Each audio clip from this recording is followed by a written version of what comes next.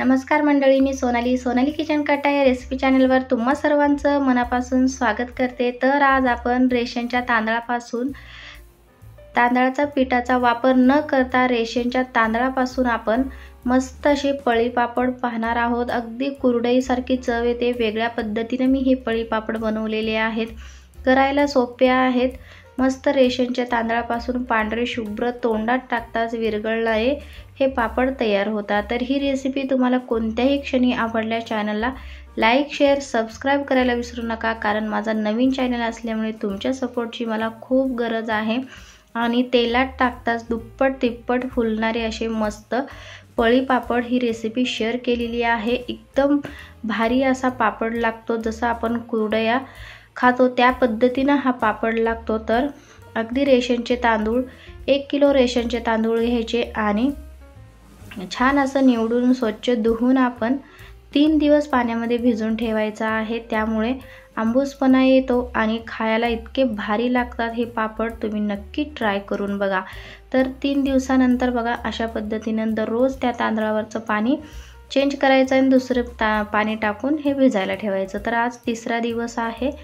ह्या पद्धतीने मस्त आपले हे तांदूळ भिजले गेलेले आहेत। 3 दिवस छान असं धुवूनच आपल्याला हे तांदूळ वाटायला घ्यायचे आहे। तर एकदम असं बारीक मिक्सरला वाटून घ्यायचं आहे। जसं इडलीला वाटतो त्यापेक्षाही आपल्याला हे बारीक वाटून घ्यायचं आहे, जेणेकरून चीक चांगल्या प्रकारे पडला जातो। तर बघा अशा पद्धतीने मी संपूर्ण हे वाटून घेतलेला आहे।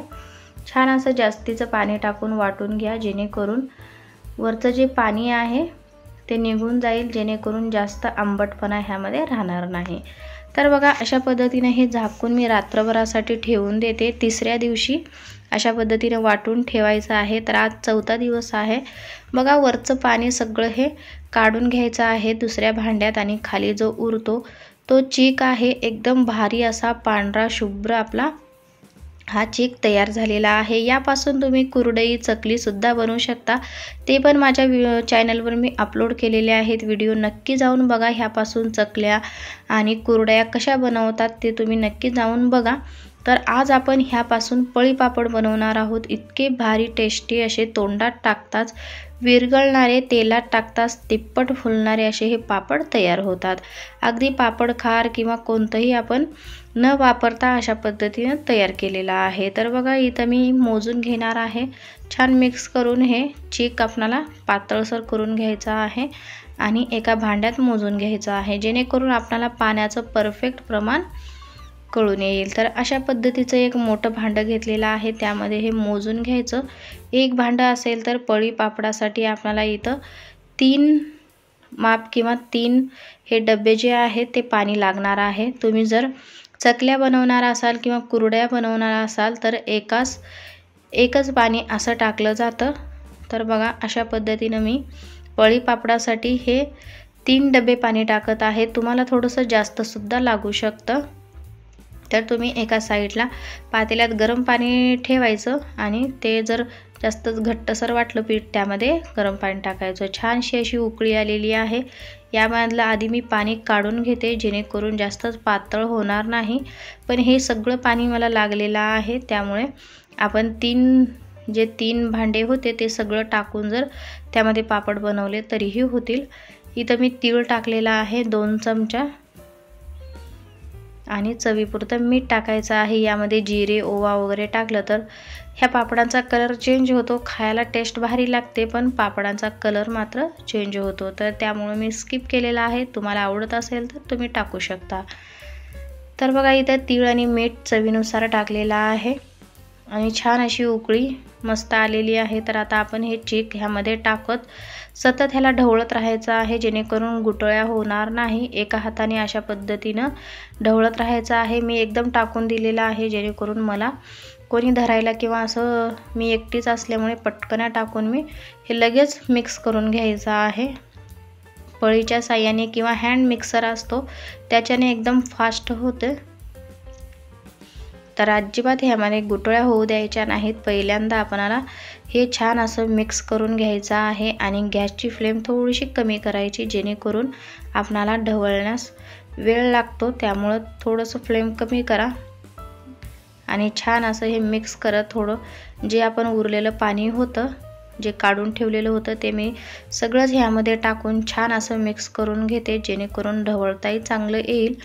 तर अशा पद्धतीने बघा हटून घेतलेलं आहे सगळं। तुम्ही लाटण्याच्या साहाय्याने सुद्धा करू शकता, पण हँड मिक्सरने सगळ्यात भारी पटकन होतं बघा। ह्या पद्धतीने मी हँड मिक्सरने सगळे एकजीव होतं आणि एकही गाठी राहणार नाहीत।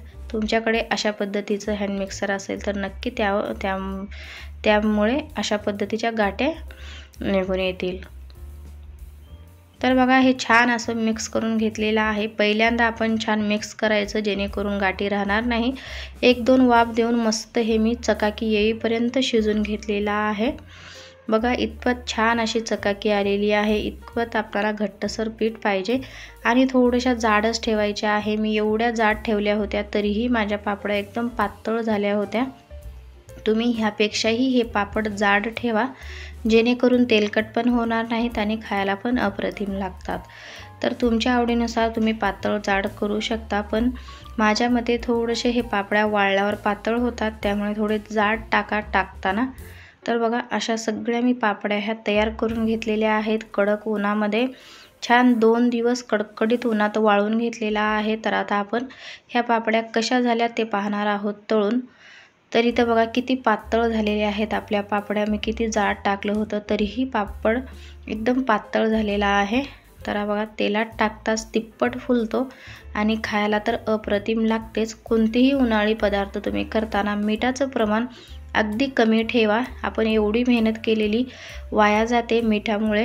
जास्त झाल्यावर काही काढता येत नाही। जर कमी झालं तर आपण वरून टाकून किंवा मसाला मीठ टाकून खाऊ तरी शकतो, पण जास्त झाल्यावर काही करता येत नाही। त्यामुळे तुम्ही मिठाचं प्रमाण अगदी कमीच ठेवायचं आहे। तर बघा किती मस्त पांढरे शुभ्र असे आपले मस्त पळी पापड रेशनच्या तांदळापासून मस्त वेगळ्या पद्धतीने तयार झालेले आहेत। तर ही रेसिपी तुम्हाला कशी वाटली मला कमेंट्स करून नक्की सांगा। याच पद्धतीने मी भरपूर अशा उन्हाळी रेसिपी माझ्या चॅनलवर अपलोड केलेल्या आहेत।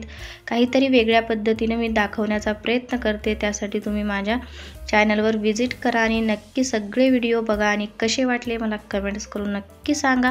साईडला दिलेल्या घंटीवर प्रेस करा, जेणेकरून माझे नवीन व्हिडिओ सगळ्यात आधी तुमच्यापर्यंत पोहोचतील आणि मला तुमची सपोर्टची गरज आहे। माझा नवीन चॅनल आहे, त्यामुळे एक लाईक एक सबस्क्राईब नक्की करा। माझ्या प्रोत्साहन वाढवण्यासाठी एक सबस्क्राईब नक्की करा। असा झटपट व पारंपरिक वेगळ्या पद्धतीचा व्हिडिओ घेऊन आपण भेटू पुढच्या व्हिडिओमध्ये। माझा व्हिडिओ पाहिल्याबद्दल धन्यवाद।